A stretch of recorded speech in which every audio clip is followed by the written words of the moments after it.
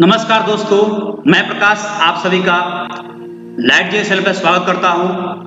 और आज प्रतिदिन की भांति आज भी टेस्ट सीरीज में हम लोग आगे बढ़ रहे हैं। हमारा कारवा टेस्ट सीरीज 28 से पहुंच गया है और आज फिर हम लोग कुछ महत्वपूर्ण प्रश्नों पर डिस्कस करने वाले हैं, कुछ नए चीजों को जानने वाले हैं।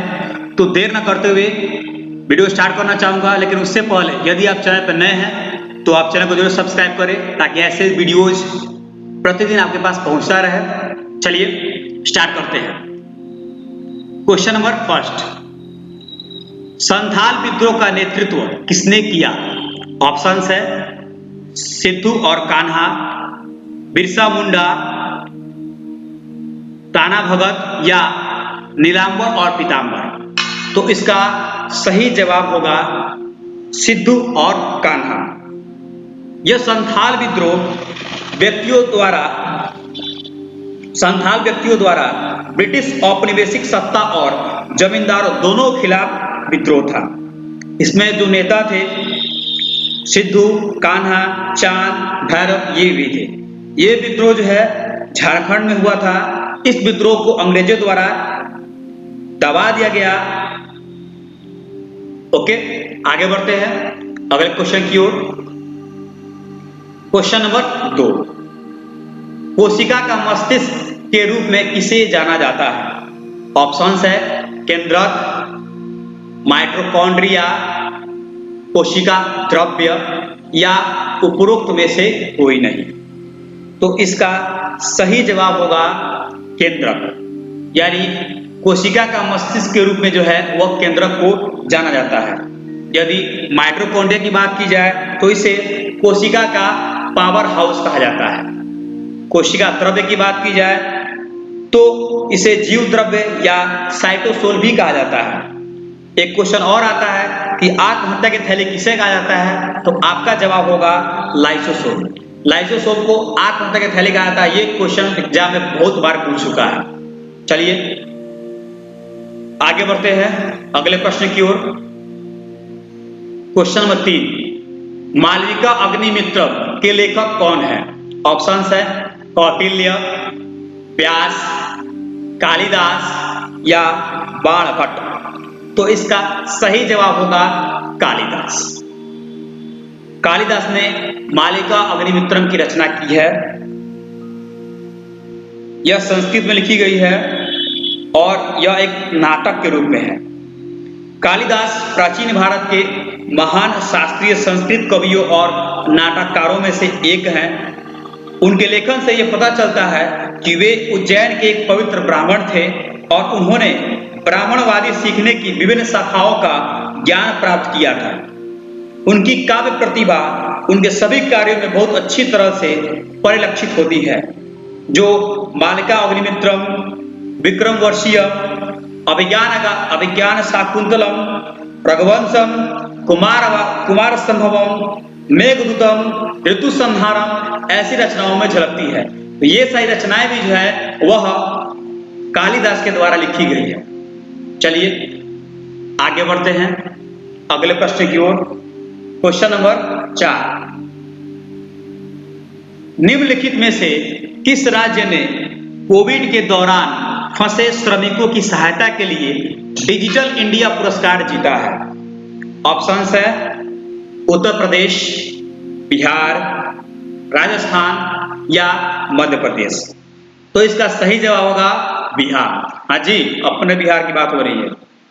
कोविड-19 महामारी के दौरान लाभार्थी के खातों में सीधे वित्तीय सहायता पारित करने की बिहार सरकार की पहल ने अपने विभागों को केंद्र सरकार द्वारा स्थापित इस वर्ष के डिजिटल इंडिया अवार्ड्स के विजेताओं को इस सरकार में अभिनव कदम के लिए बनाया है। बताते चले आपको कि बिहार सहायता मोबाइल ऐप के माध्यम से बिहार के बाहर 21 लाख से अधिक फंसे श्रमिकों को वित्तीय सहायता प्रदान की गई है, जिसके कारण ही डिजिटल इंडिया अवार्ड्स 2020 में बिहार को विजेताओं की श्रेणी में चुना गया है। चलिए आगे बढ़ते हैं अगले प्रश्न की ओर। क्वेश्चन नंबर 5, हर वर्ष 22 मार्च को मनाए जाने वाले बिहार दिवस का क्या महत्व है? ऑप्शंस है, इसी दिन राज्य पुनर्गठन आयोग ने बिहार का निर्माण किया। 1873 में इसी दिन बिहार को संयुक्त प्रांत से बाहर किया गया था। 1912 में बिहार को बंगाल प्रेसिडेंसी से पृथक होने की याद से किया गया था। या मुस्लिम शासकों द्वारा 12वीं शताब्दी में ये नाम दिया गया था, 12वीं शताब्दी में मनाया जाता है। तो इसका सही जवाब होगा ऑप्शन सी, 1912 में बिहार को बंगाल प्रेसिडेंसी से पृथक होने की याद से और प्रतिवर्ष 22 मार्च को बिहार दिवस मनाया जाता है। एक सवाल ये भी आता है, 22 मार्च को अंतर्राष्ट्रीय जल दिवस भी मनाया जाता है। 21 मार्च 1912 को थॉमसन गिब्सन करमाइकल ने बंगाल के नए गवर्नर के रूप में कार्यभार संभाला और घोषणा की कि अगले दिन 22 मार्च से बंगाल प्रेसिडेंसी को बंगाल, उड़ीसा, बिहार और असम 4 उपभागों में विभाजित किया जाएगा। उसके बाद बिहार दिवस पहली बार 2010 में नीतीश कुमार के कार्यकाल में बड़े पैमाने पर मनाया गया था। यह दिन केवल बिहार में नहीं वरन भारत में बल्कि ऑस्ट्रेलिया, कनाडा, संयुक्त अरब अमीरात, मॉरिशस, ब्रिटेन, त्रिनाद ऐसे देशों में भी हर्षोल्लास के साथ मनाया जाता है। प्रत्येक वर्ष बिहार सरकार सार्वजनिक अवकाश के रूप में दिन घोषित करती है, जो कंपनियों, कार्यालयों, स्कूलों पर लागू होता है, जो राज्य और केंद्र सरकार के अधिकार क्षेत्र में आता है। चलिए आगे बढ़ते हैं अगले प्रश्न की ओर। क्वेश्चन नंबर 6, केल्विन किस भौतिक मात्रा की इकाई है? ऑप्शंस है दूरी, तापमान, वजन या आयतन। तो इसका सही जवाब होगा तापमान। तापमान को आमतौर पे थर्मामीटर से मापा जाता है। आप बुखार वगैरह भी चेक करते हैं, फीवर भी चेक करते हैं, जो मुख्य रूप से सेल्सियस, फारेनहाइट और केल्विन जैसे कई तापमान पैमानों में चिन्हित होता है। अंतर्राष्ट्रीय प्रणाली इकाइयों के अनुसार तापमान की एसआई इकाई केल्विन है, जिसे प्रतीक के द्वारा दर्शाया गया है। यदि बात करें कुछ और मात्रा और इकाइयों की, तो आवेश का इकाई कूलम्ब है, समय का इकाई सेकेंड है, धारा का इकाई एम्पियर है, दूरी का इकाई मीटर है, ऊर्जा की इकाई जूल है और दबाव का इकाई पास्कल है, और भी बहुत सारे हैं। चलिए आगे बढ़ते हैं अगले प्रश्न की ओर। क्वेश्चन नंबर 7, निम्नलिखित में से किसे एक दबाव समूह माना जा सकता है? ऑप्शंस है लोकसभा के सदस्य, पंचायत के सदस्य, मंत्रिमंडल के सदस्य या मजदूर संघ के सदस्य। तो इसका सही जवाब होगा मजदूर संघ के सदस्य। एक दबाव समूह उन लोगों का एक संगठित समूह है जो सामान्य हितों को आगे बढ़ाने में सक्रिय है। दबाव समूह सरकार पर दबाव बढ़ाकर सार्वजनिक नीति में बदलाव लाने का प्रयास करते हैं। दबाव समूह को ब्याज समूह या निहित समूह भी कहा जाता है। वे विशिष्ट कार्यक्रमों और मुद्दों से संबंधित है और उनकी गतिविधियां सरकार पर दबाव डालकर अपने सदस्यों के हितों के संरक्षण और संवर्धन तक सीमित है। दबाव समूह सरकार में कानूनी और वैध तरीकों जैसे लॉबिंग, पत्राचार, प्रचार, याचिका, सार्वजनिक बहस, विधान आदि के माध्यम से नीति निर्माण को प्रभावित करती है। तो इस क्वेश्चन का आंसर क्या हो जाएगा? मजदूर संघ के सदस्य। हालांकि इनके पास प्रत्यक्ष राजनीतिक दल की शक्ति नहीं होती है, फिर भी ये दबाव समूह माने जाते हैं। आगे बढ़ते हैं अगला प्रश्न। क्वेश्चन नंबर 8, भारत के अधिकांश शास्त्रीय नृत्य 3 मुख्य पहलुओं जैसे भाव, राग और खाली स्थान को जोड़ती है। किसे? श्वसर, ताल, सोपान या माला। तो इसका सही जवाब होगा ताल। भाव, राग और ताल नृत्य के साथ साथ संगीत की तीन महान अनिवार्यताएं हैं। भाव मनोदशा को व्यक्त करता है, राग माधुर्य है और नृत्य के हर रूप के लिए आवश्यक है। ताल लय या समय है, नृत्य के सभी रूपों के लिए ताल भी आवश्यक होता है। चलिए सेकेंड लास्ट क्वेश्चन की ओर बढ़ते हैं।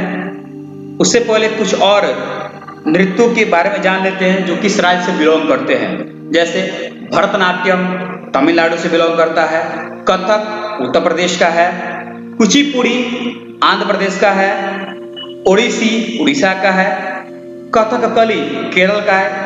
एक वर्ड का अंतर देख लीजिए, कथकली कहेगा तो केरल है और केवल कथक कहे तो उत्तर प्रदेश होगा।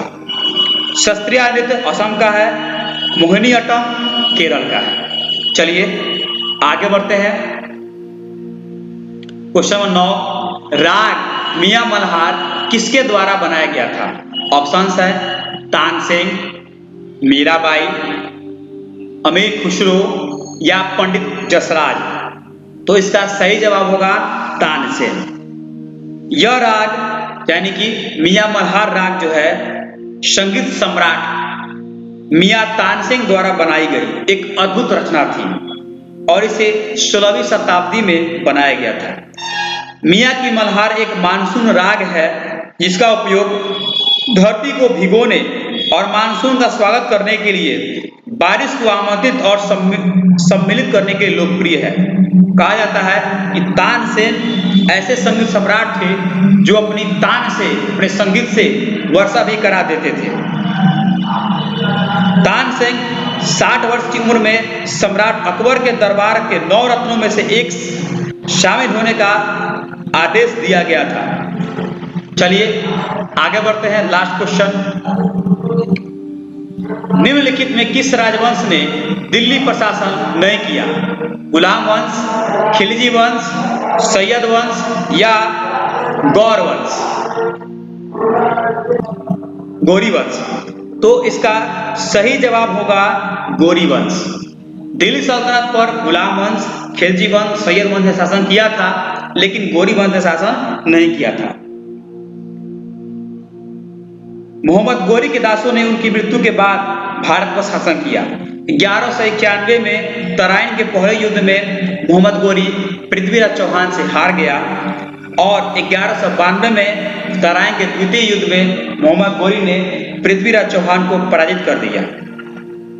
यदि बात करें गुलाम वंश के संस्थापक थी तो इसके संस्थापक है कुतुबुद्दीन ऐबक। सैयद वंश या इसके संस्थापक खिज्र खान है और खिलजी वंश इसका जलालुद्दीन खिलजी है। चलिए ये क्वेश्चन समाप्त होता है यहीं पर। ये वीडियो आपको कैसी लगी आप हमें कमेंट बॉक्स में जरूर बताएं। अगर ये आपको वीडियो अच्छी लगी हो, ज्ञानवर्धक लगी हो, प्लीज लाइक, कमेंट और सब्सक्राइब करना बिल्कुल ना भूलें और अधिक से अधिक इसे शेयर करें ताकि ऐसे वीडियोज और भी पढ़ने वाले छात्रों के पास पहुंच पाए और वो भी अपनी तैयारी और बेहतर से कर पाए। Okay, take care, thank you.